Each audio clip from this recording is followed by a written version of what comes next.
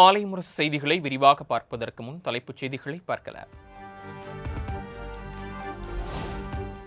நாமக்கல், திருச்சி, திண்டுக்கல், தேனி உள்ளிட்ட 9 மாவட்டங்களில் கனமழைக்கு வாய்ப்பு. சென்னை வானிலை ஆய்வு மையம் கணிப்பு.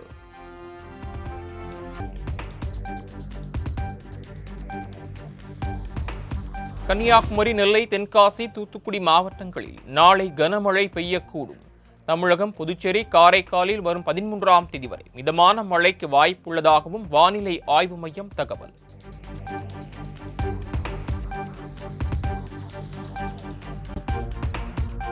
திமுகவை அழிக்கலாம், ஒழிக்கலாம் என சிலர் கனவு காண்கிறார்கள் என முதலமைச்சர் மு.க. ஸ்டாலின் விமர்சனம்.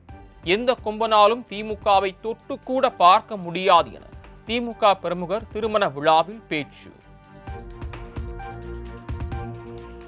இந்த கழகத்தை அழித்து விடலாம், ஒழித்து விடலாம் என்று கனவு கண்டு கொண்டிருக்கிறார்களே, அவர் கனவெல்லாம் நிச்சயம் எந்த கொம்பனாலும் இந்த இயக்கத்தை தொட்டு கூட பார்க்க முடியாது என்பதை மாத்திரம்.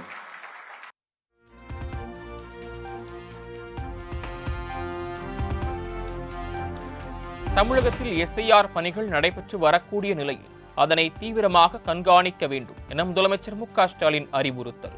வாக்காளர் திருத்த பட்டியல் பணியின் போது வீட்டில் யாரும் இல்லாமல் இருந்தால் அவர்களது வாக்குரிமை பறிபோகும் அபாயம் உள்ளதாகவும் குற்றச்சாட்டு.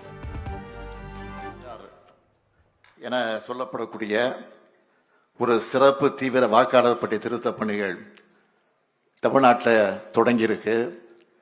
இந்த மாதம் 4ஆம் தேதியிலிருந்து வருகிற நவம்பர் மாதம் 4ஆம் தேதி வரையில் அந்த பணி நடைபெறவிருக்கிறது என்பது, நவம்பர் மாதம் 4ஆம் தேதி டிசம்பர் மாதம் 4ஆம் தேதி வரையில் அது நடைபெறவிருக்கிறது என்பதெல்லாம் உங்களுக்கு நன்றாக தெரியும். நாம் வேலைக்கு போய்விட்டால், ஏதாவது பணிகளுக்கு நாம் போயிட்டால், வீட்டில் இல்லாமல் இருந்தால் நம்ம வாக்குரிமையை இழக்கக்கூடிய ஒரு சூழ்நிலை ஏற்பட்டுடும்.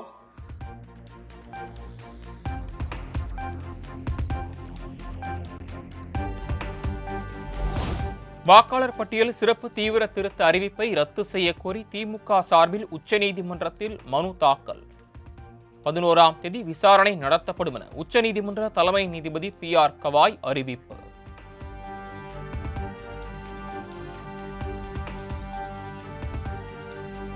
தேர்தல் ஆணைய விதிமுறைகளுக்கு மாறாக இரட்டை வாக்குகள் பெற திமுக முயற்சிப்பதாக தலைமை தேர்தல் அதிகாரியிடம் அதிமுக புகார். எஸ்ஐஆர் பணியில் திமுகவினரின் தலையீடு அதிக அளவில் உள்ளதாக அதிமுக எம்பி இன்பதுரை குற்றச்சாட்டு. தீவிர திருத்தத்தை எதிர்த்து கொண்டு இன்னொரு பக்கம் அவர்களே குளறுபடியில் ஈடுபடுறாங்க, தில்லுமுள்ளில் ஈடுபடுறாங்க. அந்த வாக்காளர் படிவத்தை கொண்டு போய் கொடுக்கும்போது சம்பந்தப்பட்ட BLOக்கள் என்று சொல்லப்படுகிற அதிகாரி தான் கொண்டு கொடுக்கணும்னு பலமுறை சொல்லியாச்சு. எலெக்ஷன் கமிஷனும் கூப்பிட்டு சொல்லிட்டாங்க. ஆனால் அந்த BLOக்கள் என்ன பண்ணுறாங்கன்னா, திராவிட முன்னேற்ற கழகத்தின் கவுன்சிலரு, லோக்கல் வட்ட செயலாளர்கிட்ட மொத்தமாக ஒப்படைச்சிடுறாங்க. அதில் ஒரு உதாரணம், நேற்று மதுரை வடக்கு தொகுதியில் யாகப்பா நகரில் ஒரு BLO, பேரை சொல்ல விரும்பல, நான் அதிகாரிகிட்ட சொல்லியிருக்கேன். அந்த அதிகாரி மொத்தமாக ஒருத்தர்கிட்ட கொடுத்து அதை ஒரு பெட்டிக்கடையில் வச்சு விநியோகம் பண்ணிட்டு இருக்காங்க. இதை கையும் களவுமாக பிடிச்சி நேற்று ஒப்படைச்சி தருகிறோம். இதுக்கு பின்னால் யார்? வாக்காளர் பட்டியல் திருத்த பணிக்கு திமுக எம்பி கனிமொழி கடும் கண்டனம்.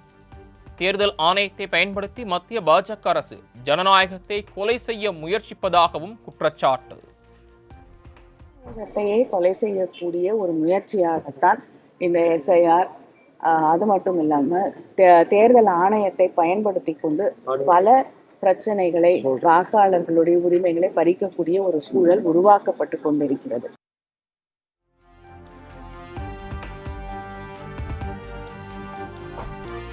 கோவை இருகூர் பகுதியில் இளம்பெண்ணை தாக்கி காரில் கடத்திச் சென்ற விவகாரம். மர்ம கும்பலை கைது செய்ய 4 தனிப்படை அமைத்து விசாரணை.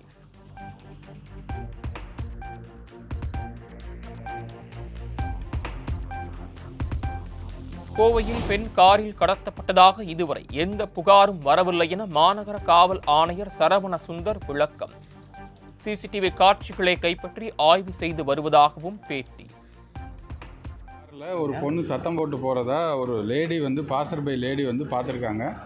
அதை பார்த்து 100 கால் பண்ணியிருக்காங்க. இன்னொரு ரிட்டையர்டு எஸ்ஐ 100 கால் பண்ண உடனே அந்த இடத்துக்கு, சம்பவ இடத்துக்கு போலீஸ் போய் பார்த்தாச்சு. பார்த்து அதுக்கு ரிலேட்டடாக இருக்கிற ஃபுட்டேஜஸை நம்ம எடுத்திருக்கோம். சூலூர் சைட்லேருந்து ஏஜிபுதூர் சைடுக்கு வந்திருக்காங்க. அந்த ஏஜிபுதூரில் ஒரு பேக்கரியில் ஒரு சிசிடிவி ஃபுட்டேஜ் இருக்குது. அதில் வந்து வண்டியோட நம்பர்ஸ் இன்னும் தெளிவாக தெரியல. அது இல்லாத அந்த லேடி வந்து உள்ளே இருந்ததுக்கு அந்த ஃபுட்டேஜஸில் எதுவும் பிக்சர்ஸ் நமக்கு இல்லை. இது ரிலேட்டடாக நமக்கு எந்த விதமான கம்ப்ளைண்ட்ஸும் இது வரைக்கும் வரலை. பட்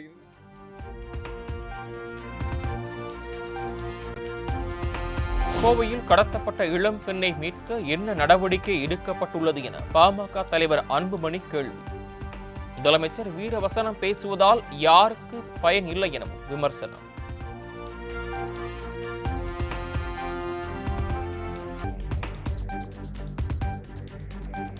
கோவையில் பெண் கடத்தல் விவகாரத்தில் எதிர்க்கட்சித் தலைவர் எடப்பாடி பழனிசாமி கண்டனம். திமுக பெண்களுக்கான அரசு என கூறுவதற்கு முதலமைச்சரும் துணை முதலமைச்சரும் கூச்சப்பட வேண்டும் எனவும் காட்டம்.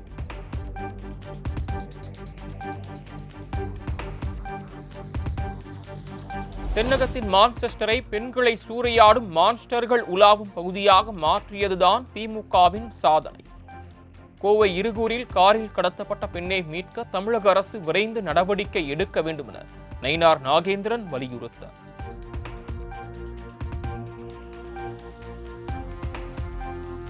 முன்னாள் அமைச்சர் செங்கோட்டையனின் ஆதரவாளர்களான முன்னாள் எம்பி சத்யபாமா உட்பட 14 பேர் அதிமுகவிலிருந்து நீக்கம். அதிமுக பொதுச் செயலாளர் எடப்பாடி பழனிசாமி அதிரடி நடவடிக்கை.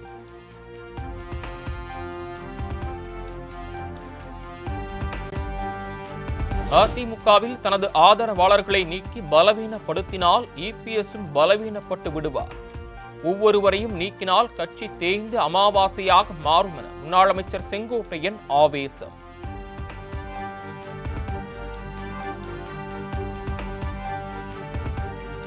அதிமுகவை ஒன்றிணைக்க கூறியதே பாஜக தலைமைதான். பாஜக தலைமை அழைத்ததன் பேரில்தான் தான் டெல்லி சென்றதாக செங்கோட்டையன் விளக்கம். ஆனால் அந்த அளவிற்கு வேகமான சொற்கள் அங்கே ஏற்பட்டதெனவும் நாடறியும். ஆனால் என்னை பொறுத்தவரையிலும் என்னை அழைத்தவர்கள் பிஜேபி தான். அழைத்து இரு இயக்கங்களையும் ஒன்று இணைக்கப்பட வேண்டும் என்று கூறியதும் அவர்கள்தான். நானும் அதையே தான் சொன்னேன். இயக்கம் ஒன்றிணைக்கப்பட வேண்டும். உங்களை விட்டால் எங்களுக்கு வேறு வழி இல்லை, எங்களை விட்டால் உங்களுக்கும் மாற்று இல்லை.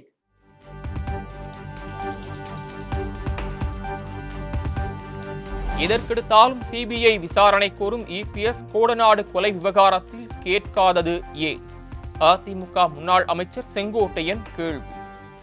எதற்கெல்லாம் சிபிஐ விசாரணை வேண்டும் என்று நாம் வலியுறுத்தி கொண்டிருக்கிற போது கொடநாட்டிலே நடைபெற்ற கொலைகளை பற்றி இதுவரையிலும் குரல் கொடுக்கப்பட்டிருக்கிறதா? எதற்கெடுத்தாலும் சிபிஐ, எதற்கெடுத்தாலும் சிபிஐ. ஆனால் நம்மை வாழ வைத்த, அங்கே வாழ்ந்து கொண்டிருந்த புரட்சி தலைவி அம்மாவுடைய அந்த கொடநாட்டில் ஏற்பட்டிருக்கிற கொள்ளைக்கு ஒரு நாளாவது சிபிஐ விசாரணை வேண்டும் என்று குரல் கொடுக்கப்பட்டிருக்கிறதா என்பதை நான் தெரிந்து கொள்ள விரும்புகிறேன்.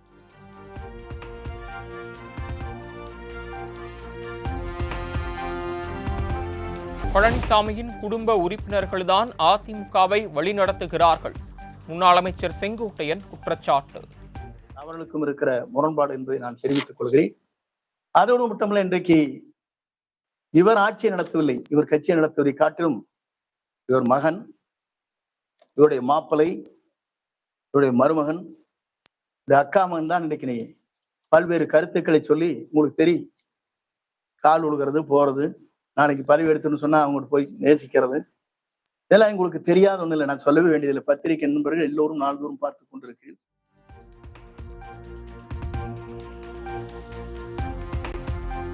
திரைப்புகளை கொண்டு சிலர் மாய பிம்பத்தை உருவாக்குகின்றனர். தாவேகா தலைவர் விஜயை மறைமுகமாக சாடிய அதிமுக துணை பொதுச் செயலாளர் KP முனுசாமி. சூழலில் புதிய புதிய கட்சிகளும் உருவாகி இருக்கிறது. புதிய கட்சிகளும் உருவாகி ஒரு மாய பிம்பத்தை ஏற்படுத்தி வெளியிலே மக்களை சந்திப்பதில்லை, மக்களோடு நேரடியாக தொடர்பு இல்லை. ஏதோ சினிமாவில் நடித்தார்கள், அந்த சினிமாவில் நடித்து வைத்துக் கொண்டு ஒரு பெரிய கட்டமைப்பை உருவாக்கி விட்டதை போல தன்னை முதன்மைப்படுத்திக் கொண்டு அவர்களும் தேர்தல் களத்தில் வருகிறார்.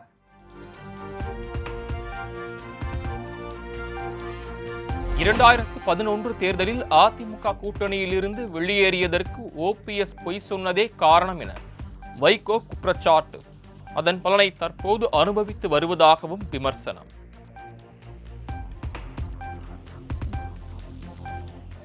இங்க அறிவாலயத்துக்கு வந்தேன், இங்க தாயத்துக்கு வந்தேன், போன கையிலேயே வச்சிருக்கிறேன்.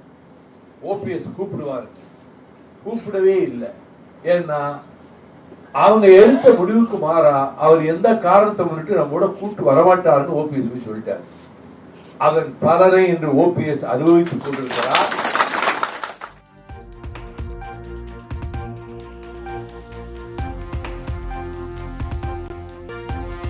கரூர் துயர சம்பவத்தில் யாரும் செய்யாத பித்தலாட்டத்தை தாவேகா தலைவர் விஜய் செய்துள்ளதாக மதிமுக பொதுச் செயலாளர் வைகோ சாடல். அரசியல் செய்ய வேண்டாம் என முதலமைச்சர் கூறிய நிலையில் வாய்க்கு வந்ததை விஜய் பேசி வருவதாகவும் காட்டம்.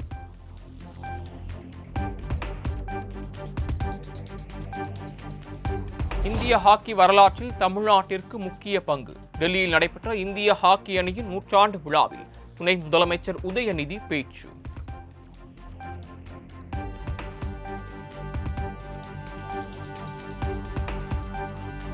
டெல்லியில் கோலாகலமாக நடைபெற்று வந்த வந்தே பாதரம் பாடலின் 150வது ஆண்டு விழா. சிறப்பு தபால் தலை மற்றும் நாணயத்தை வெளியிட்டார் பிரதமர் மோடி.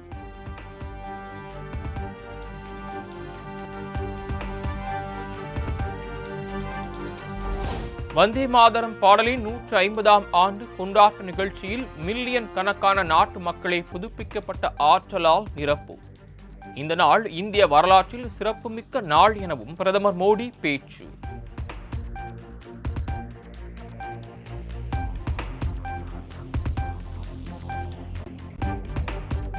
பாட்னாவில் பாஜக மாநில அலுவலகத்தில் வந்தே மாதரம் பாடலின் 150வது ஆண்டு கொண்டாட்டம். மத்திய உள்துறை அமைச்சர் அமித்ஷா பங்கேற்று பாஜக தலைவர்களுடன் சேர்ந்து உறுதிமொழி.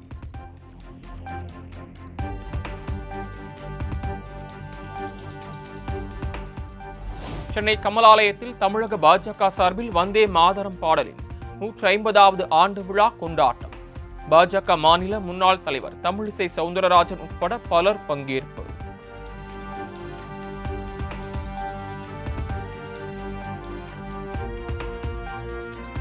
மசோதாக்களுக்கு ஒப்புதல் தருவதில் கால தாமதம் செய்வதாக எழுந்த குற்றச்சாட்டுக்கு ஆளுநர் மாளிகை விளக்கம்.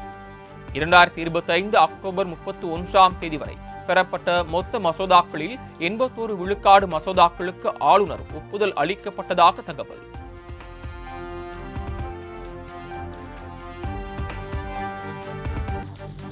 சாலைகளில் திரியும் கால்நடை குறித்து புகார் அளிக்க பிரத்யேக நெடுஞ்சாலை ரோந்து குழு அமைக்க உச்சநீதிமன்றம் உத்தரவு.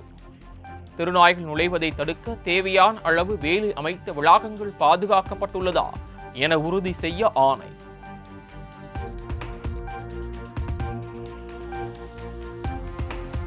சாலைகளிலும் மாநில மற்றும் தேசிய நெடுஞ்சாலைகளிலும் சுற்றித் திரியும் கால்நடைகளை காப்பகங்களில் அடைக்க வேண்டும். காப்பகங்களில் அடைக்க வேண்டுமென அனைத்து மாநில மற்றும் யூனியன் பிரதேச அரசுகளுக்கு உச்சநீதிமன்றம் ஆணை.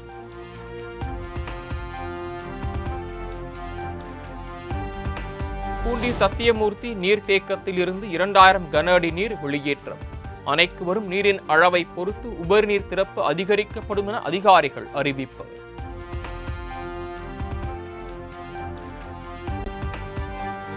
டெல்லி மற்றும் பீகார் என 2 மாநிலங்களில் பாஜக உறுப்பினர்கள் வாக்களித்துள்ளனர்.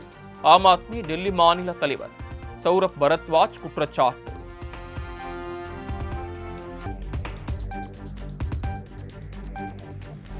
அடுத்த ஆண்டு இந்தியா வருகிறார் அமெரிக்க அதிபர் டொனால்ட் ட்ரம்ப். பிரதமர் மோடியை சந்தித்து பல்வேறு விவகாரங்கள் குறித்து பேச உள்ளதாக தகவல்.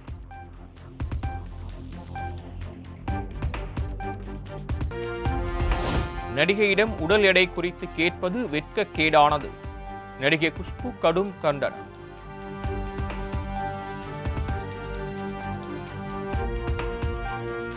நடிகை கௌரி கிருஷ்ணனிடம் யூடியூபர் அநாகரிகமாக கேள்வி கேட்டதற்கு நடிகர் சங்கம் கண்டனம். பத்திரிகையாளர் சந்திப்பில் ஒரு சில வக்கிரமான நபர்கள் நடிகைகளை ஏளனமாக கேள்வி கேட்பது வருத்தம் அளிப்பதாக நாசர் அறிக்கை.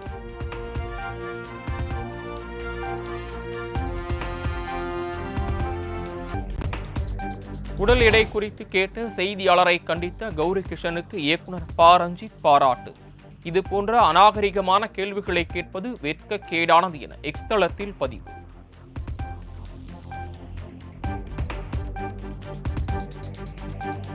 யூடியூப் சேனல் ஆரம்பித்தால் பத்திரிகையாளர் ஆகிவிடலாம் என ஏராளமானோர் எண்ணுகின்றனர். திரைத்துறையினர் பற்றி அவதூறுகளை ஆபாசமாக பரப்பும் மோசமான நிலை நிலவி வருவதாக நடிகர் சங்க தலைவர் நாசர் குற்றச்சாட்டு.